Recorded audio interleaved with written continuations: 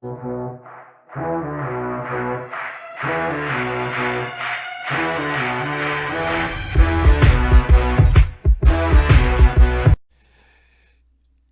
what's going on YouTube? It's your boy Who's Dev Sports, and it was a really big day in the NBA today. I don't know if any of you guys have heard, most of you should have, but James Harden, MVP caliber player, has been traded to the Brooklyn Nets. We all knew it was going to happen.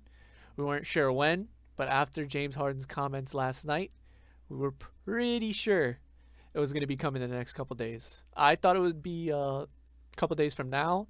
I didn't expect it to be today, but after Woj tweeted it, it's pretty much official from there on. Let me just start off by saying I still do think the Lakers are the favorites here to win this championship. You will see eventually why I believe the Lakers are favorites. I'll get into that a little bit later. But for right now, I still think the Lakers are the better team, even with this trade. But let's get down to the breakdown of the trade each. First off, let me start by saying the Nets, I believe the Nets won this trade. Usually what happens is when you get the best player, you usually win the trade. In this case, the Rockets didn't just get the best player, they got the great player out of this. I mean, look at James Harden. Look at the guy's just been a monster the last couple years. Averaging 30 plus points. I believe one season, maybe was it last season, 35 points a game. That's just unheard of. I believe he was robbed of a couple MVPs. He should have at least two. He only has one. He probably deserves more. But James Harden is definitely the best player in this trade, so the Nets definitely won. I believe it was a trade the Nets had to make. I believe anytime you're getting an MVP player, you just have to go ahead and push for it. Obviously, the Sixers were involved in this trade. The Rockets wanted Ben Simmons and Tyrese Maxey. They weren't getting both of them. You can only shoot for one. If I'm the Rockets, I mean, I like Ben Simmons. But, I mean, if I'm the Sixers, I like Ben Simmons, but I'm giving him up for James Harden. But if they ask for Tyrese Maxey, then I think you're asking for a little too much. Tyrese Maxey, he's going to be something good in this league. We'll see. But for right now, he looks like a good piece. So I think they just went with what the Nets are getting. And you'll see right here. Actually, so first of all, this was supposed to be a three-team trade. So originally, when Woj first reported it, the Nets got James Harden. The Rockets got Karis LeVert. The Cavaliers got Jared Allen, Taurean Prince, and then the Rockets got a whole bunch of other picks, like all these picks right here. But the Rockets decided to go in and add the Pacers, and then that's when you see Victor Oladipo come in, and then Karis LeVert went to the Pacers, and Victor Oladipo went to the Rockets. So in order of how I actually think this trade worked out, Nets number one. I'm actually gonna go with. See, it's tough for me number two, Rockets or Pacers. I'll tell you why in a second. But just for this, I'm going to go Rockets number 2, Pacers number 3, Cavaliers number 4. Now, let's just start at the bottom. Cavaliers. The Cavaliers got Jared Allen. The Cavaliers have like a million different centers. So, is this the right place for Jared Allen? Absolutely not. Andre Drummond, Larry Nance, Kevin Love, whoever else they have on the bench. JaVale McGee. I know they have JaVale McGee. So, Jared Allen, he was doing really good in Brooklyn. Jared Allen, you're going to have to look forward to next year. Sorry about that, bud. Because Andre Drummond is a free agent at the end of the season. More than likely, he won't get re-signed by Cleveland. He might want to go to like a winner or something. Somebody that could use him. So he might get his time then. But for right now, this was just a bad trade for the Cavaliers. Taurean Prince, Jared Allen, you can't really do much on those guys. Another thing. I don't know where the Cavaliers are headed from here. We'll see. They have a lot of picks that they can use. They're probably headed towards the lottery again. So we'll see what they can do. Then, the reason I said Rockets and Pacers was so hard to predict that who was number 2 or number 3 was I believe the Rockets should have kept Karis LeVert. I think it was just what they had to do. I believe Karis LeVert right now is a better player than Victor Oladipo. Obviously, Victor Oladipo had a tough injury last season. Coming off a catastrophic injury. I mean, I wouldn't really say it was catastrophic. It's a torn tendon. So, I mean, hopefully by the end of this year, he comes back to what he was a couple years ago, 2 years ago. But right now, Karis LeVert is a better player than Victor Oladipo. I don't think there's any question. You just look at the stats. Karis LeVert, obviously we know Kyrie Irving's been gone the last couple of games. Karis LeVert's been popping off. I believe one of those games against, I think it was the Grizzlies, he had like 48 points or something. And Karis LeVert's a good player. So that's why I'm arguing whether or not I think the Rockets or Pacers. But the reason I put the Rockets second and the Pacers third, I mean, just look at these picks. Look at these picks. Brooklyn, I mean, it's a crazy amount of picks. Brooklyn gave up 7 and the Cavs gave up 1. So, I mean, I don't think you're looking at the same situation a couple years ago when they went and got Pearson, Garnett, and Jason Terry. It's not the same thing because you're getting James Harden instead, a player in the prime of his career. Those players were all towards the end of their career. But, I mean, for right now, for the Rockets, looking at, you got John Wall, you got Victor Oladipo, you got PJ Tucker, who actually might get traded because a lot of teams are drawing interest from him now. So we'll see where he ends up. But you got Eric Gordon. You got a guy like Christian Wood, who I think is going to be something really good in this league. You got a guy, DeMarcus Cousins. I don't really know what he could be, but he can be something. I'm hoping he still has something left in the tank. If not, it was a nice experiment. But, I mean, the one thing you're looking at with the Rockets right now, I heard this from a friend earlier, they do have a lot of players coming off injuries. So you might as well just call this the team of hope. John Wall coming off Achilles. DeMarcus Cousins coming off an Achilles. Victor Oladipo coming off a torn knee. So right now, you got a lot of questions to answer with the Rockets. These first round picks, I don't know how valuable they're going to be. 2022, maybe 2027, 2025, 2026. Maybe Brooklyn's a different team and they become garbage. And then the Rockets just end up getting their picks. And they end up being good picks. We'll see about that. But, I mean, for right now, the Rockets, it was the best they could get for what they gave up. And I think you're just going to have to build around this for now. Can they make the playoffs? Sure they can. Will they be anything special in the playoffs? Absolutely not. Absolutely not. You heard it here. Rockets, no, you're not going anywhere. But you had to get rid of James Harden. Right? He was basically, the locker room was causing problems. Players didn't want to play with them.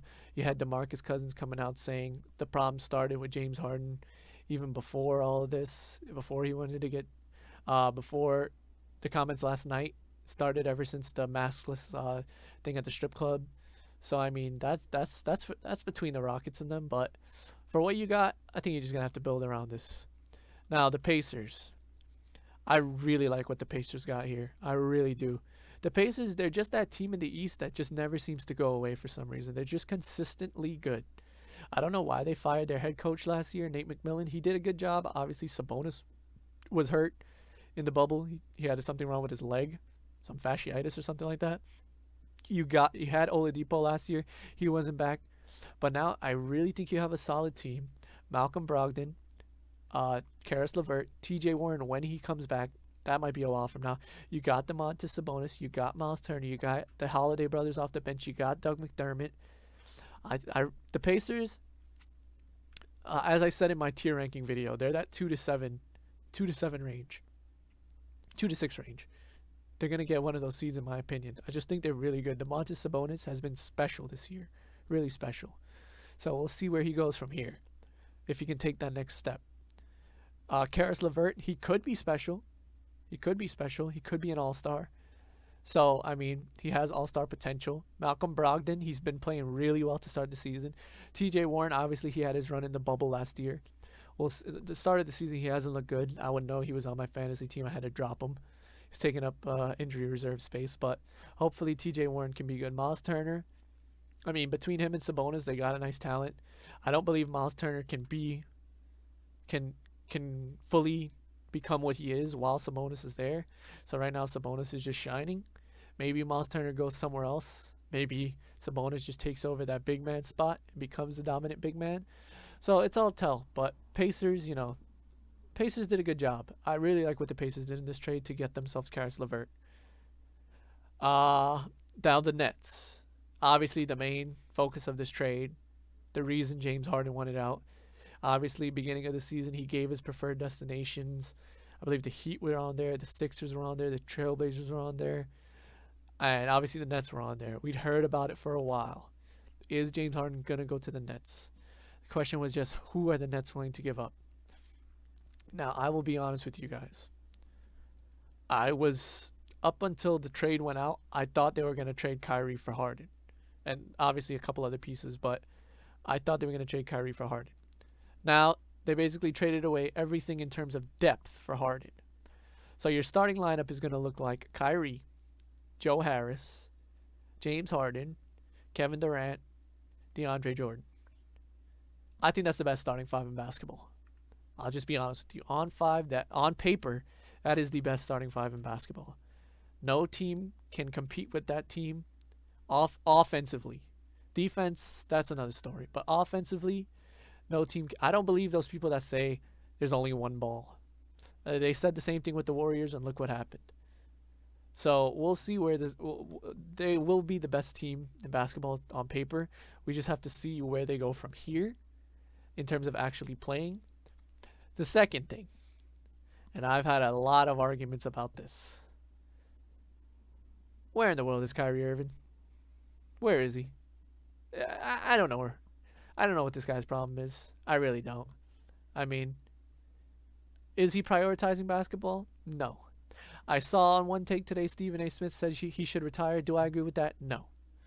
Do I agree that he should be communicating with his team about where he is? Of course. You owe it to your team. You want to play for this team? You owe it to them to tell you. I understand you. I don't really know what's going on in Kyrie's mind. Kyrie's a very complex individual. You know, he's like Randy Orton. He hears voices in his head, I'm pretty sure. So we'll see where he goes from there. But Kyrie, I mean, I do expect him to make a return.